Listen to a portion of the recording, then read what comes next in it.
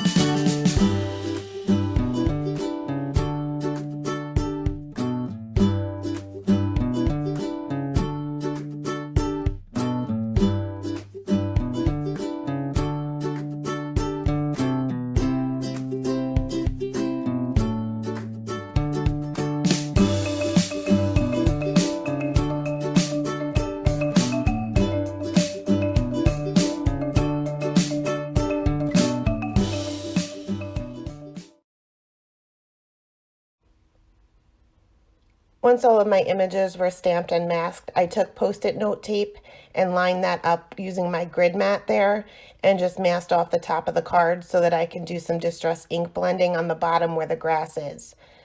I'm using Oxide here in the color Bundled Sage, and for this small area, I'm just using the one color.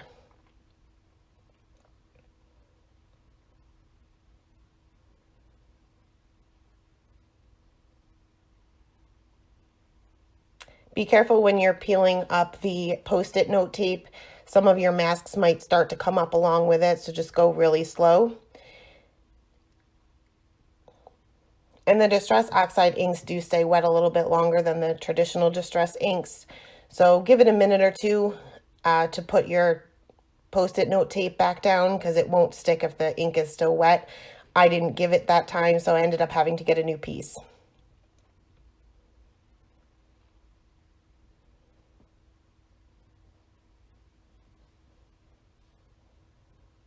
For the sky, I started off with Squeezed Lemonade and put that in the middle, and then blended out with Wild Honey, and then Abandoned Coral just on the corners.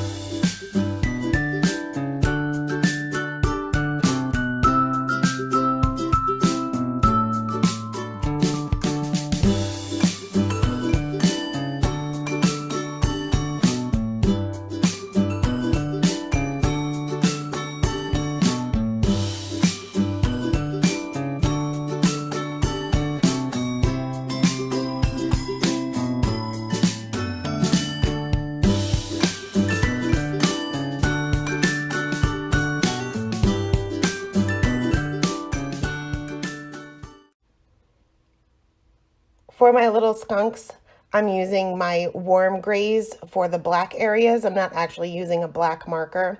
And I start by going in with my lightest color, which is a W3, and just putting down where my darkest colors will be. In that center, where that white strip on his head is, wouldn't necessarily be a shadow, but I am going to be adding some darker color there just to make that area look white, because I will be filling that in with cool gray markers.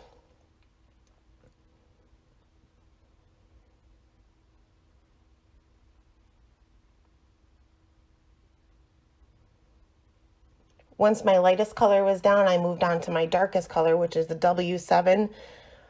It's pretty dark. It's very, very close to black. And I added in my shadows where my darkest areas would be, paying attention to where his head covers up part of his tail and where his chin will cover up part of his body. Those areas would have shadows.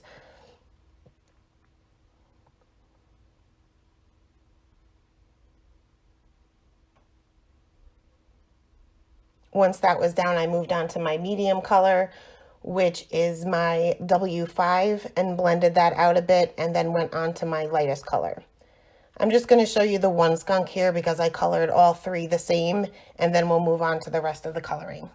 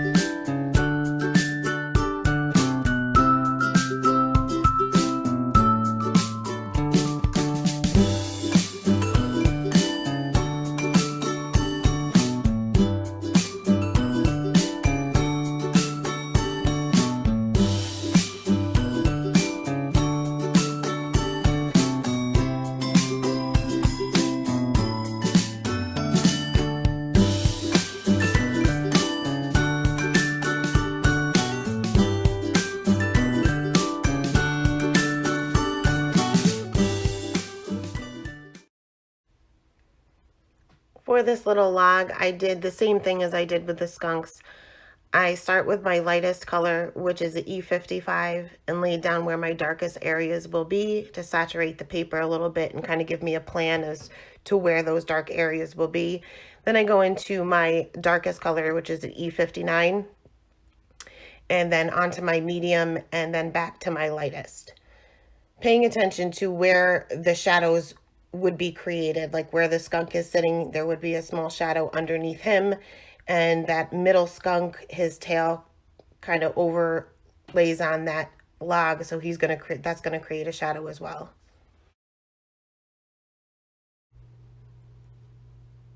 I'm using pinks to color in the flower as well as the little bow for that middle skunk.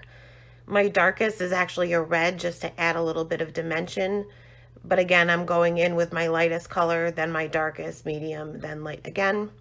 I initially was going to color this flower yellow, but figured it would blend in too much with that background of the sky. So I decided to go with pinks.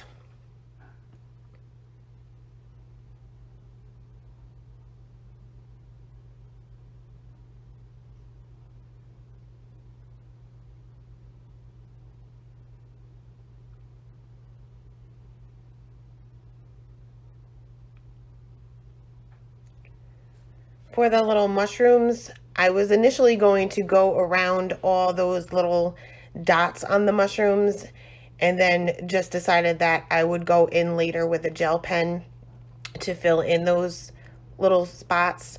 So I ended up just covering the entire thing with the same color.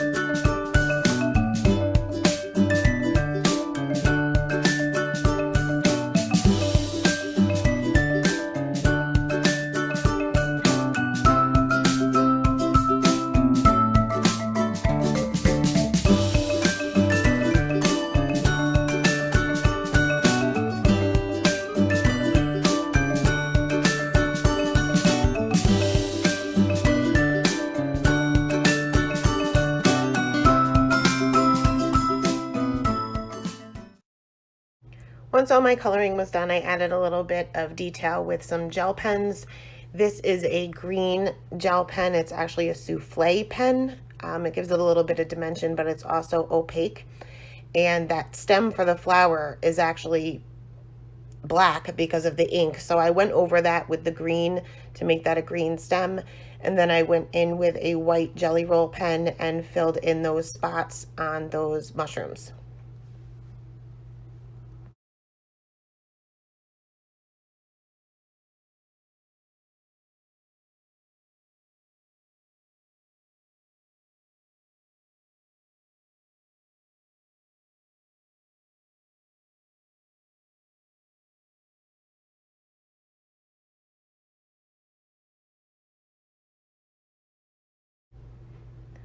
Once my panel was complete, I went ahead and stamped the sentiment using VersaFine Onyx Black ink in the top right corner.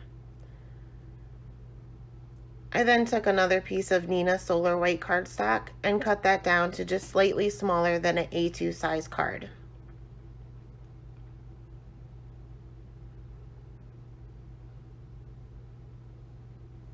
I used Tombow Mono Multi Glue to go ahead and adhere that to my card panel.